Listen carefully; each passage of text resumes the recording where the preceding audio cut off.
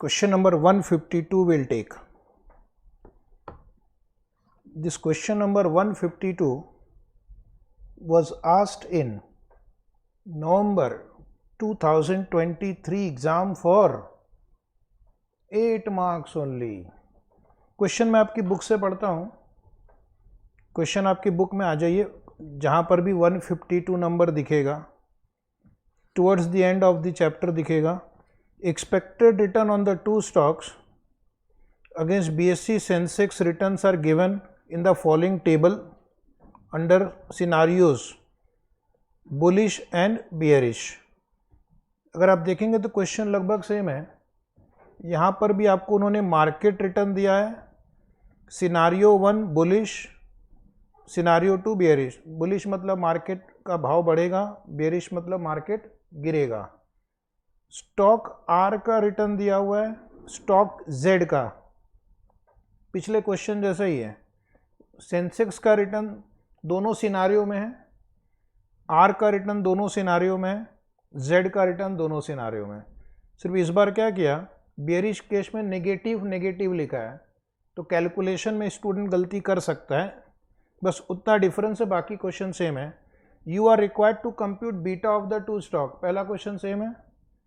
Expected return on each stock if the likelihood of the market achieving scenario 1 is thrice the likelihood of the market achieving scenario 2. तो पिछली question में 1:1 था, इस बार 3:1 है. Bullish case की probability 3/4 है, bearish case की probability 1/4, यानी 0.75 इस टू 0.25 प्रोबेबिलिटी है. पिछले बार हमने 0.5 लिया था, याद है. इस बार 0.75 0.25 लेना है आपको. बाकी क्वेश्चन 100% सेम है. उसके बाद नेक्स्ट क्वेश्चन 3 फिर से सिक्योरिटी मार्केट लाइन पूछ रहे हैं. उसमें रिस्क फ्री रिटर्न है 8% and the likelihood of market return achieving bullish base return of 25% is thrice that of achieving -5% return, यानी फिर से 3:1 ही दिया हुआ है.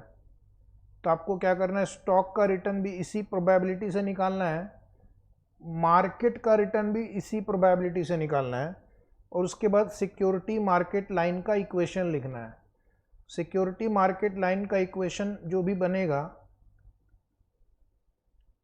उसके बेसिस पे आपका अगला आंसर होगा alpha of the two stock based on sharp index model. Alpha मतलब एक्चुअल रिटर्न या फिर expected return minus CAPM. Expected return आपके क्वेश्चन नंबर पार्ट 2 में आ चुका है. CAPM रिटर्न निकालेंगे, डिफरेंस लेंगे और अल्फा कैलकुलेट करेंगे. है ना सेम क्वेश्चन. तो ऐसा होता है, जितना ज़्यादा प्रैक्टिस करेंगे उतना आपको उसका फ़ायदा मिलेगा. लिखना स्टेप 1 लिखेंगे. स्टेप 1 जो आपका पहला पार्ट है, क्वेश्चन इंपॉर्टेंट है, नवंबर 23 exam 8 marks. Beta of the two stock. तो पहले एक फॉर्मूला लिख लो. बीटा इक्वल टू, अगर सिर्फ ऐसे 2 सिनारियो दिया रहेगा तो ये फॉर्मूला यूज करना, difference in stocks return upon difference in market return. ये फॉर्मूला यूज करना जब आपको सिनारियो 1 सिनारियो 2 दिया रहेगा. अब इसके नीचे लिखना स्टॉक आर का आप देखो, बुलिश केस में 32 है, दिख रहा है, और बेयरिश केस में -4 है.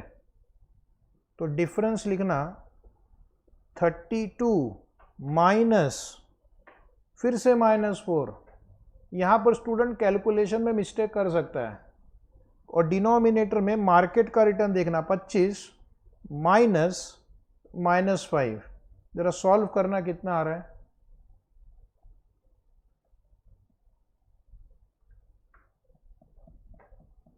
सॉल्व करके चेक करना कितना आ रहा है।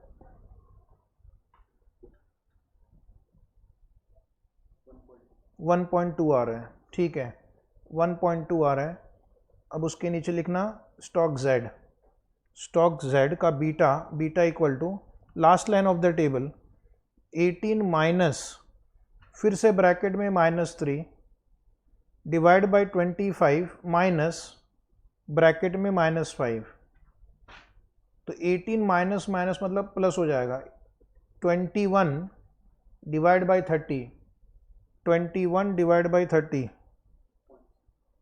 0.7, तो इतनी मेहनत पे आपको मिल गए 2 मार्क्स, ठीक है। अब अगला क्वेश्चन है, दोनों का एक्सपेक्टेड रिटर्न निकालना है, लेकिन आपको इस बार प्रोबेबिलिटी बुलिश केस को 0.75 देना है और बेयरिश केस को 0.25 देना है। लिखेंगे स्टेप नंबर 2, स्टेप नंबर 2 या answer number 2, expected return on the two stock, expected return on the two stock, expected return on the two stock, फिर लिखना स्टॉक आर।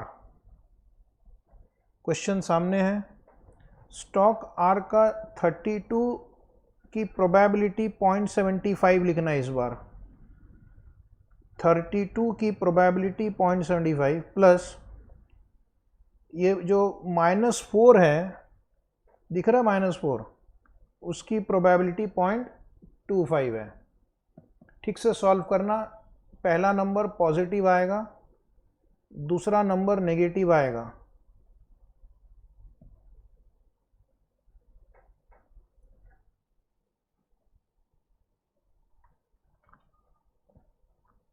कितना आ रहा है? 23 आ रहा है।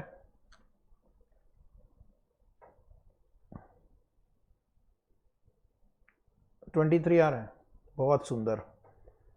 अब उसी तरह स्टॉक जेड लिखना, स्टॉक जेड, टेबल की लास्ट लाइन देखना, 18 और -3 दिखेगा आपको, ठीक है।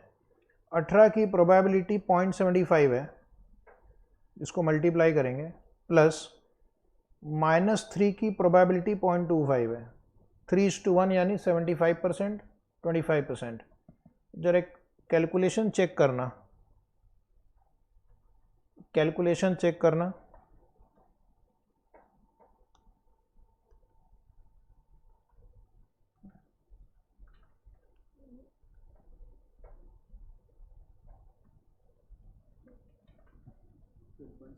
$12.75 आ रहा है, 12.75 आ गया। अब उसी तरह मार्केट का एक्सपेक्टेड रिटर्न भी इसी तरह निकालना है, ठीक है। नीचे लिखना है स्टेप 3, नीचे लिखना है स्टेप 3,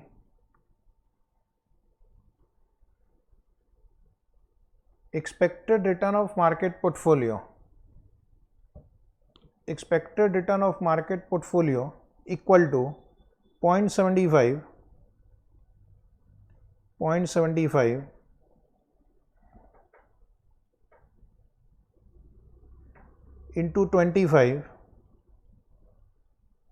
into 25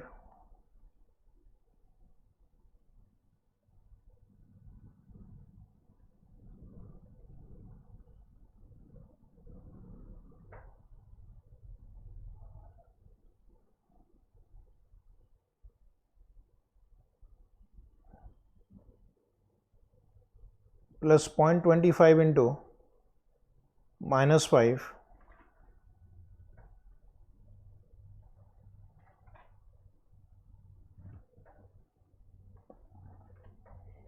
इक्वल टू 17.5,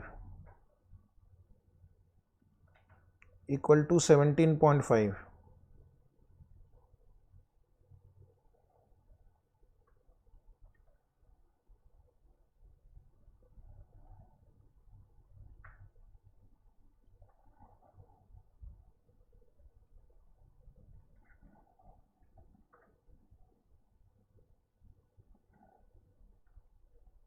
$17.5 है। स्टेप नंबर 4 लिखना, step number 4, step number 4, market risk premium, market risk premium, step number 4 market risk premium 17.5 minus risk free return कितना है, 8 है। इस क्वेश्चन में रिस्क फ्री रिटर्न 8 है,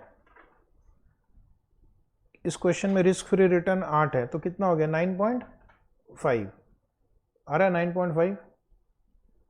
फिर उसके नीचे लिखना स्टेप नंबर 5, आराम से लिखना है, एक एक चीज समझ समझ के। Equation of SML, equation of SML is RF plus beta into market risk premium.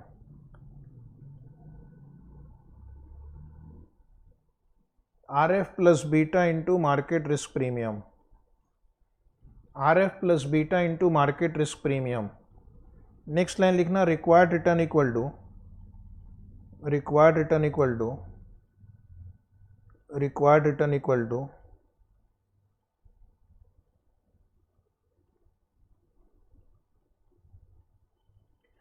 8 plus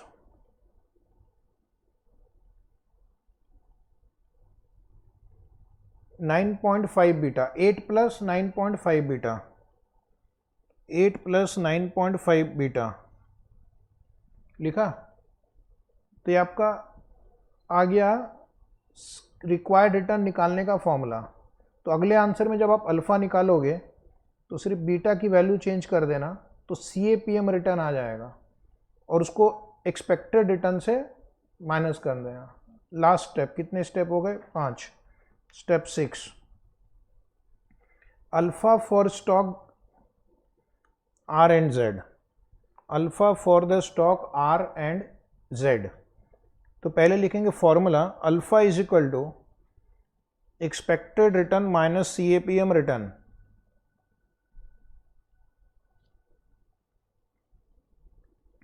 expected return minus CAPM return, expected return minus CAPM return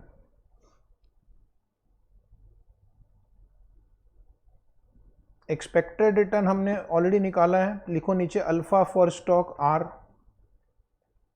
alpha for stock R equal to, याद करो expected return कितना था, 23 था क्या, 23 minus bracket में ये हो गया आपका एक्सपेक्टेड, ब्रैकेट वाला CAPM रिटर्न है। रिस्क फ्री रिटर्न 8 है, इसका बीटा 1.2 था, फर्स्ट आंसर बीटा 1.2, और इसका मार्केट रिस्क प्रीमियम 9.5 है।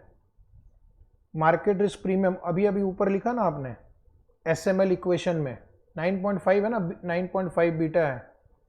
सॉल्व करना,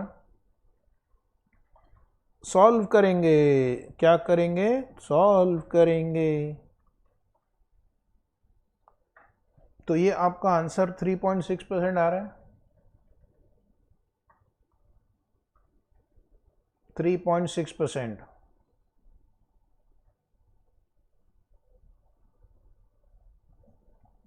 नहीं 3.6 सही है।